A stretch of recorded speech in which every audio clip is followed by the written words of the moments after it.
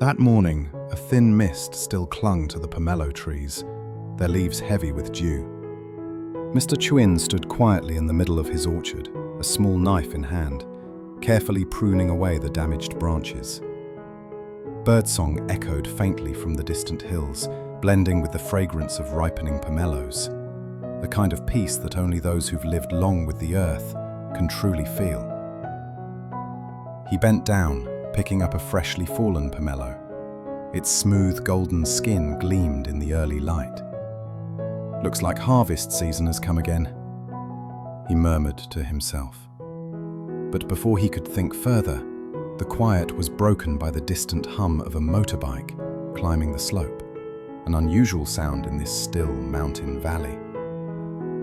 A woman in a neat white hat stopped at the gate. "Good morning, sir," she called gently. "I came from the district market. I heard your orchard's doing well this year. May I have a look?" Her voice was polite, but her eyes were sharp, the eyes of someone used to bargaining. Mr. Tien nodded, a bit surprised, and let her in. The woman walked slowly between the rows of trees, studying each fruit, occasionally nodding in approval. Then, as expected, came the talk of price. The negotiation unfolded amid the scent of pomelo blossoms and the golden morning light. Each word, each glance, deliberate, like a quiet game of chess. The woman was calm and professional, lowering the offer to 50 million. She spoke of a weak market, rising labor costs and falling prices. Every argument laid out like a careful move on the board. Finally, she extended her hand, a smile flickering on her lips. "Let's settle at 55 million, shall we?" Mr. Tien hesitated for a breath, then nodded. As the sunlight shimmered through the orchard leaves, he felt that this year's harvest was not just about sweet fruit, but something more. The deal was sealed with a handwritten contract. The woman signed her name swiftly, folded the paper neatly, and prepared to leave.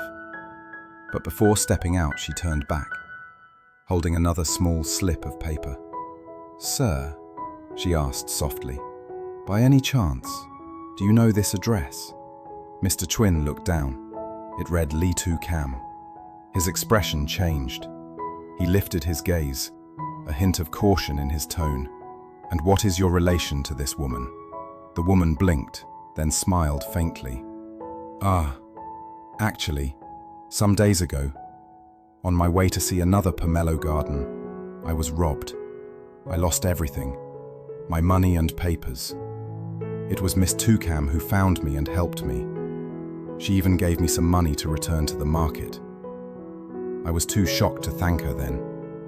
Later, I found this note she left, but I couldn't locate her. Hearing that, Mr. Tien's face softened. A gentle smile spread beneath the sun-weathered lines of his face. "So that's what this is about." "You startled me for a moment. Lytucam's a good soul. She lives nearby. Come, I'll take you there myself. The path's tricky. You might lose your way." The woman nodded gratefully. Mr. Tien tucked the contract into his pocket, put on his old hat, and slowly led the way down the winding dirt path. The road curved between green bamboo groves, where a small hut lay hidden in the misty morning light. On the way to Lytucam's house, the woman stopped by a small roadside stall, a humble one with a thatched roof and a few snacks hanging by the entrance. "Please wait for me a moment, sir," she said. "I'd like to get something for the little one." Mr. Tien smiled, nodding kindly. She picked out a bag of biscuits and 2 cartons of milk, still cool from the icebox. "These are for Miss Lytucam's child," she told the shopkeeper softly. "I heard the baby's very sweet." The shopkeeper grinned. "Ah, little Zwei, such a lovely child. She'll be happy to have visitors." The woman's heart warmed. She didn't quite know why, perhaps because she still remembered that rainy day, the trembling but steady hands of the woman who had helped her, the calm voice amidst fear. When they reached the top of the hill, Mr. Tien pointed ahead. "There it is, Lytucam's place. You've come at a good time. They've probably just lit the morning fire." The woman nodded, clutching the small bag of gifts. her heart unexpectedly nervous. Sunlight filtered through the thatched roof as Mr. Chuen called out, "Cam, you've got a visitor." Cam stepped out, her sleeves still dusted with rice flour. Seeing the woman, she paused. Then recognition dawned in her eyes. "Oh, it's you. I'm glad you're safe. I've thought about that day, but never expected we'd meet again." The woman smiled, her voice soft but trembling slightly. "I couldn't forget your kindness. You helped me when no one else would. I wanted to come thank you properly." She placed the bag of milk and biscuits on the bamboo table. "These are for little Zwei, just a small token. If it weren't for you that day, I wouldn't have known what to do."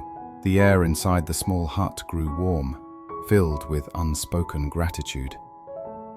Mr. Chuen poured tea, while little Zwei, hearing voices, peeked curiously from her bamboo cradle. Big round eyes shining with wonder, the woman laughed softly. "She's beautiful. You're raising her so well." Cam smiled, her voice low and steady. "I just hope she grows up safely, and that there'll always be kind people around her." For a while, no one spoke. Only the sound of wind rustling the leaves outside filled the space. They continued talking, gently, about life, the orchard, the quiet rhythm of the hills. The woman listened, her gaze softening as she looked around the little home. Modest, but full of life and care. Finally, she pushed the bag of gifts closer and said, "This is just a small gesture. Please don't refuse. And if you ever face any difficulty or need work, come find me at the market. I might be able to help." Cam shook her head lightly. "Oh no, please don't say that. I didn't help you for thanks. I'm just happy to see you well. That's enough." The woman smiled, her eyes bright with genuine respect. "It's not repayment, it's continuation. Some people remind us that kindness still exists. You're one of them." The breeze moved gently through the hut. Mr. Chuen rose to see her off, while Cam followed her to the gate. Before leaving, the woman turned back and said softly, "Take care of yourself. And remember what I said. If you ever need help, don't hesitate to come find me." Cam nodded, her smile tender as sunlight. "Thank you, I will."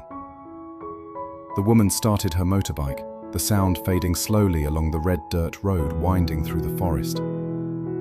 Inside the hut, little Joai stood in her cradle, tiny hands waving as if to say goodbye. The sun had risen high, spreading golden light across the hillside. After Mr. Chuen and the woman left, Cam stood quietly by the bamboo gate, watching the winding dirt road disappear behind the trees. The sound of the motorbike faded into the distance, leaving only the whisper of the wind and the familiar scent of damp earth. She let out a soft breath, her heart light, yet touched by a gentle melancholy, like the calm that follows a passing rain. She turned back inside, tidying the cups and teapots still warm on the bamboo table. Little Zwei was playing in her cradle, babbling, "Mama!" between bursts of laughter. Cam bent down, kissed her daughter's forehead, then rolled up her sleeves and stepped outside into the garden. Behind the hut lay a small plot of soil she had tilled a few days earlier. Today, the ground was dry and soft, perfect for planting. She reached for the small cloth bag hanging from the bamboo post, opened it, and poured a handful of tiny seeds into her palm. Morning glory, mustard greens, a little bit of spinach. "Here we go, my little one," she murmured. "This garden will be for our new season." One by one, she sprinkled the seeds evenly across the soil. Her hands moved quickly but gently, as if afraid to hurt the earth. Sweat glistened on her forehead, blending with the scent of warm soil, mountain wind, and tender grass. Every now and then she looked up, sunlight dancing across the green ridges of the old garden. Mr. Chuen had promised to bring fertilizer and new seeds after the pomelo harvest, and the woman, the trader with kind eyes, might return someday too. The thought made Cam smile. Life in the mountains was simple, but people's hearts were warm. When the last row was planted, she sat down on the edge of the field and brushed the dirt from her sleeves. From afar, little Zoe had fallen asleep in her cradle, the bamboo curtain swaying gently with the breeze. Toucam looked up at the sky, blue, vast and clear as if freshly washed. She whispered to herself, "Everything will be fine, as long as I stay patient, just like planting these tiny seeds." The birds sang again from the hill, mingling with the soft murmur of the stream. Toucam smiled, pressing her hoe gently into the soil. There, in the heart of the forest, the young mother continued to plant, not only vegetables, but hope for the days to come. Chúng ta vừa cùng nhau đi qua một hành trình nhỏ nhưng lại chất chứa thật nhiều cảm xúc, từ những nỗi buồn, những giọt nước mắt cho đến cả những khoảnh khắc bình yên, giản dị và bình nhã. Cảm ơn bạn đã đồng hành và lắng nghe đến tận những giây phút cuối cùng.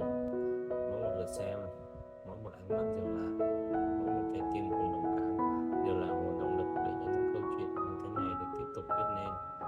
Nếu cuộc sống còn buồn bề, đôi khi chỉ cần những giây phút lắng lại ta sẽ nhận ra rằng niềm tin, lòng nhân ái và sự sẻ chia luôn có sức mạnh chữa lành kỳ diệu. Và cũng chính nhờ có bạn người không ngại dành thời gian quý giá để đồng hành, mà hành trình của nhân vật trong câu chuyện này trở nên trọn vẹn hơn, ấm áp hơn. Dù phía trước vẫn còn nhiều chông gai, nhưng chỉ cần trái tim con người biết hướng về nhau thì bóng tối nào cũng sẽ được soi sáng bởi một tia hy vọng. Xin gửi đến bạn lời cảm ơn chân thành nhất. Hẹn gặp lại các bạn trong các tập tiếp theo, nơi câu chuyện còn tiếp tục mở ra và những bước chân kiên cường luôn mơ ước lặng lẽ và niềm tin chưa bao giờ tắt. Cảm ơn các bạn rất nhiều. Chúc các bạn luôn bình an.